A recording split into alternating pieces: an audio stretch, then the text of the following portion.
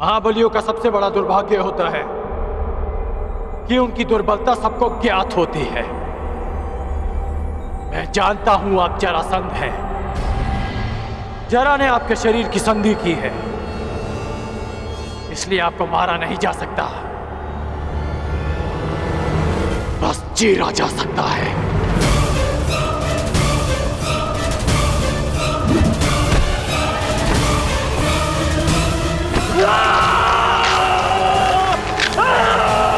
रुक जाओ कर,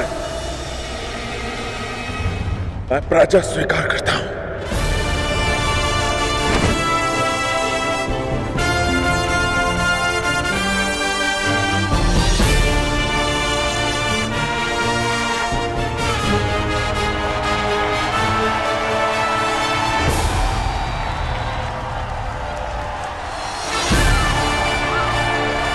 अंगराज कर्ण की, अंगराज कर्ण की, अंगराज कर्ण की, अंगराज कर्ण की, अंगराज कर्ण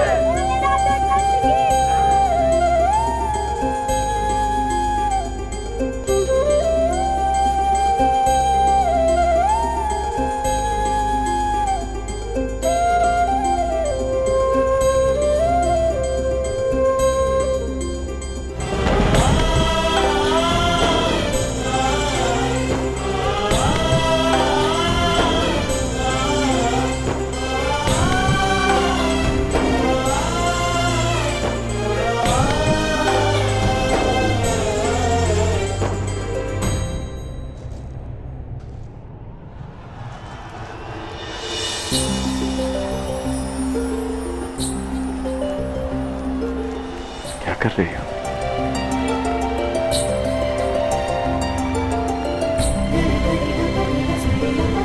बस जांच रही हूँ कि जिसे अंक का मुकुट पहनाया जाएगा उसका मुख मेरे कर्ण से मिलता है ना, कहीं उसके मुख पर घाव तो नहीं लगे।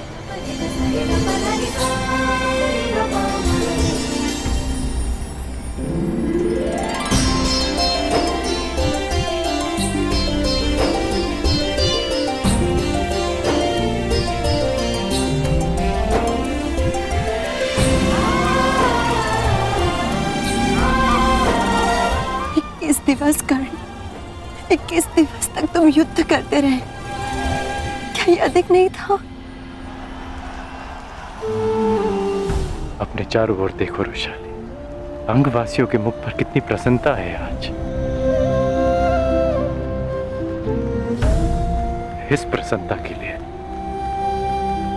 मैं 21 दिन तो क्या 21 जन्मों तक युद्ध कर सकता हूं।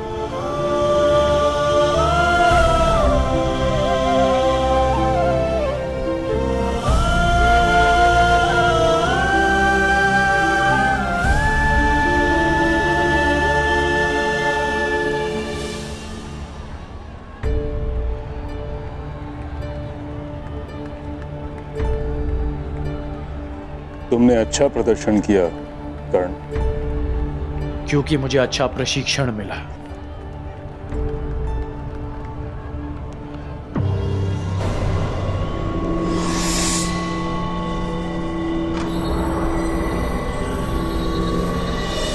निश्चित रूप से तुम एक विकट योद्धा होगा।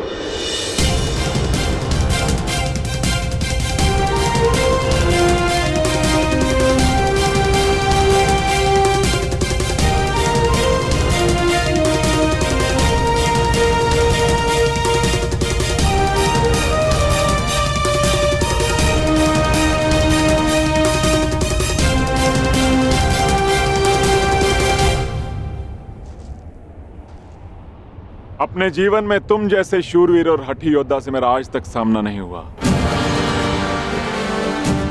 और तुम जैसे योद्धा के हाथों पराजित होना अपमान का नहीं अपितु गर्व का विषय है।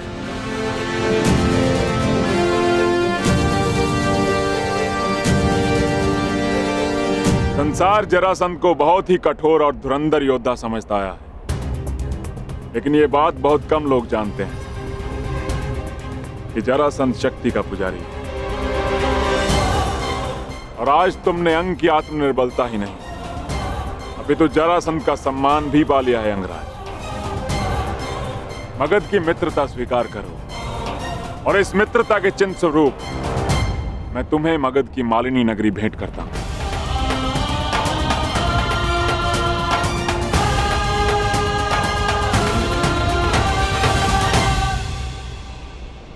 मैं ये स्वीकार नहीं कर सकता मगधराज।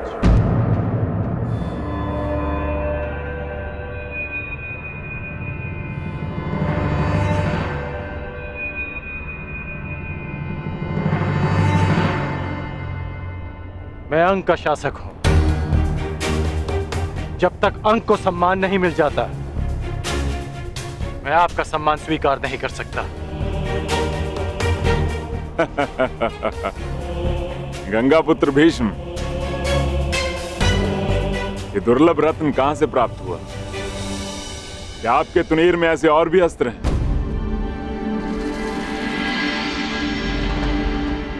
कहिए अंगराज, मैं क्या अर्पण करूं आपको? अंगवासियों को जीवन का अधिकार।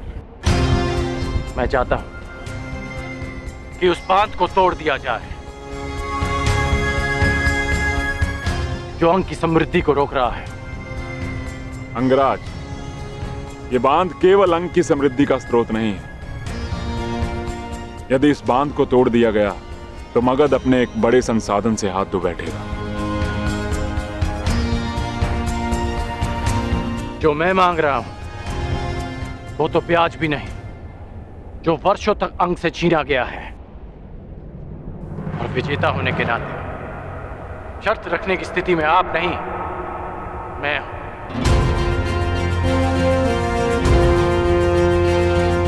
धनुर्विद्या के साथ साथ कूटनीति में भी कुशल हो तुम अंगराज। ठीक है,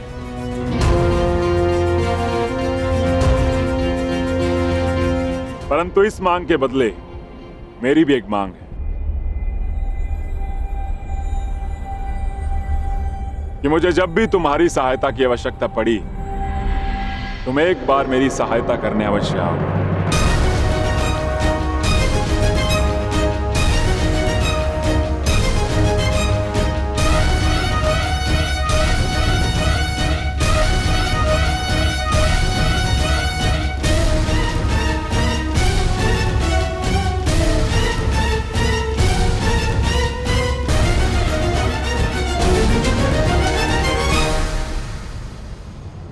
मुझे स्वीकार है।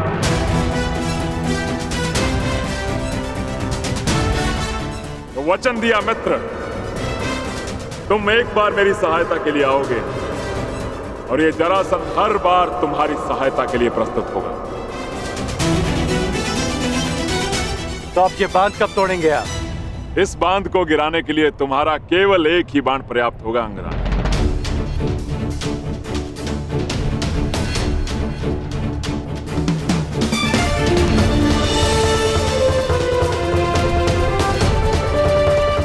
अंगवासियों, मगध नरेश का कहना है कि मेरा एक बाण उस बांध को तोड़ने के लिए पर्याप्त है, परंतु मेरा कुछ और मानना है। वर्षों तक जिस बांध के आगे आप हाथ फैलाए खड़े रहे कि वो आपकी प्यास बुझा सके, वो आज एक बार फिर आपके सामने खड़ा है। परंतु अब समय आ गया है कि आप अपने फैले हुए हाथों को मुट्ठी बनाकर स्वयं उस बांध को तोड़ दे जो आपकी प्यास और जल के मध्य खड़ा है। तो आगे बढ़िए और तोड़ दीजिए उस चट्टान को जो अंगवासी और अंग के भविष्य के मध्य खड़ा है। एक नई जीवन धारा का स्वागत कीजिए। प्रहार करो।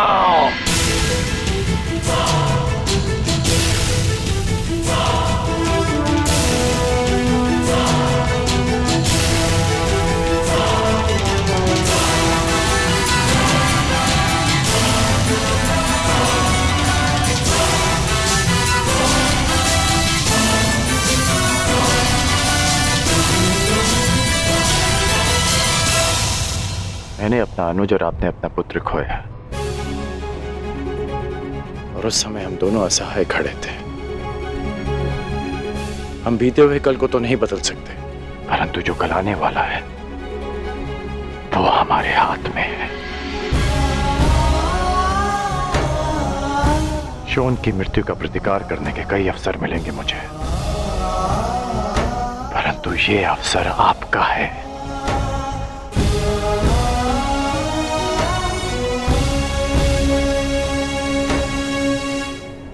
आगे बढ़िए।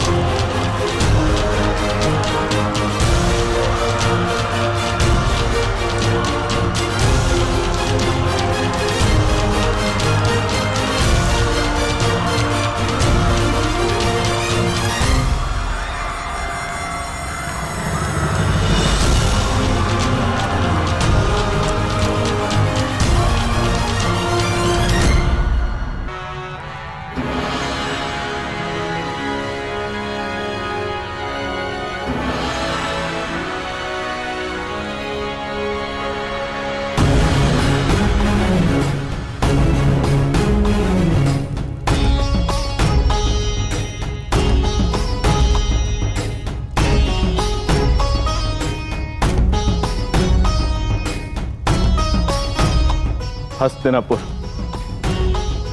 अपने युवराज का स्वागत करता है युधिष्ठिर।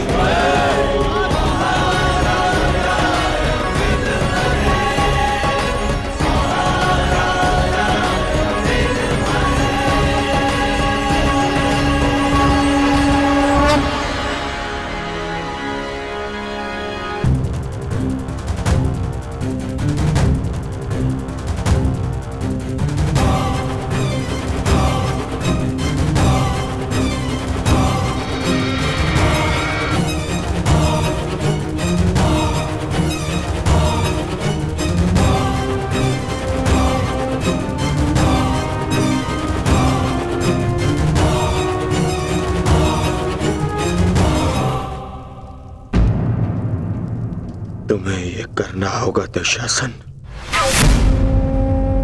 नहीं भ्राताश्री, ये मुझसे नहीं होगा। ये मेरा आदेश है, प्रहार करो मुझ पे।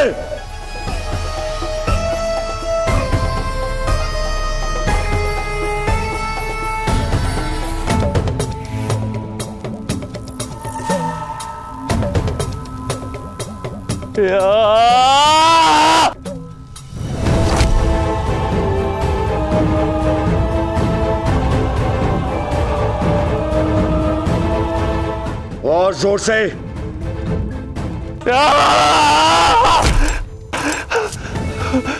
यहां ना आई, यहां मारो मेरे मुख पे।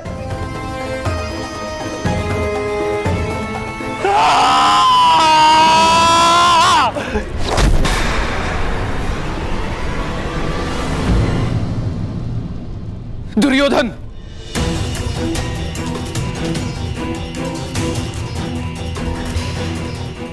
ये क्या कर रहे हो पुत्र?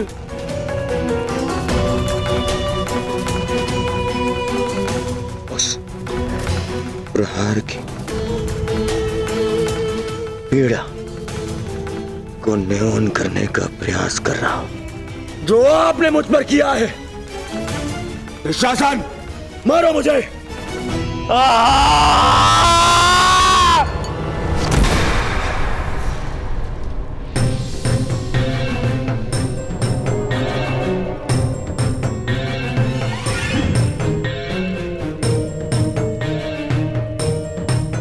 अपने पिता को कष्ट मत दो पुत्र, कष्ट मत दो। मैं तुम्हारी पीड़ा सह नहीं सकता। बोलो पुत्र, क्या चाहिए तुम्हें? क्या चाहिए? क्या चाहिए मुझे? मुझे जो चाहिए था वो तो आपने उस युधिष्ठिर को दे दिया पिताजी, उस युधिष्ठिर को।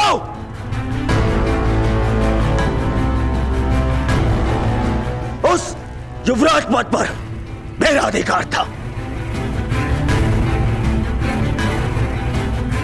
उस मुकुट पर आपके ज्येष्ठ पुत्र इस दुर्योधन का अधिकार था। क्यों किया आपने ऐसा पिताश्री, क्यों? मैं विवश था पुत्र, विवश था मैं, क्योंकि पांचाल नरेश को उन पांडवों ने पराजित किया। परंतु तुम व्यथित क्यों हो पुत्र? युधिष्ठिर अभी केवल युवराज बना है, सम्राट नहीं। और एक युवराज को कभी भी, कहीं भी, किसी के भी आक्रमण का उत्तर देना पड़ सकता है पुत्र। युधिष्ठिर को युद्ध में मैं भेजूंगा, मैं। और युद्ध में प्राण तो किसी के भी जा सकते हैं ना पुत्र।